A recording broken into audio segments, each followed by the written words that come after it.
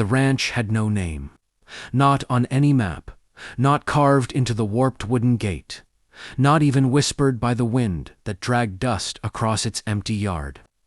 It simply existed, weather-beaten fences, leaning like tired men, a barn with a sagging roof, and a house that stood stubbornly against time, sun-bleached and silent. Melissa Hart arrived first. She reined in her horse at the edge of the property and studied the place with cautious eyes. It wasn't what she'd imagined when the lawyer's letter arrived, informing her she'd inherited land from a man she barely remembered, Lias Boone, her mother's estranged uncle.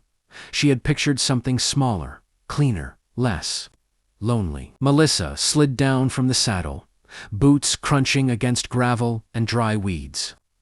She adjusted her hat, dark hair pulled back tightly, and let out a slow breath.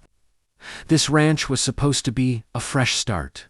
After losing her seamstress shop in town and burying a failed engagement along with it, she needed something solid to hold on to. She hadn't expected company. The sound of hoofbeats reached her ears just as she stepped onto the porch. She turned, hand instinctively tightening around the strap of her satchel, and watched a man ride through the open gate like he belonged there. He was tall, broad-shouldered, dust-covered in a way that suggested long days outdoors.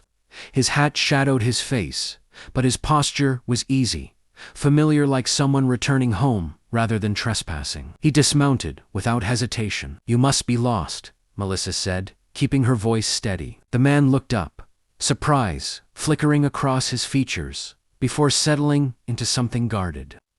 His eyes were a sharp, thoughtful blue. "Funny," he replied.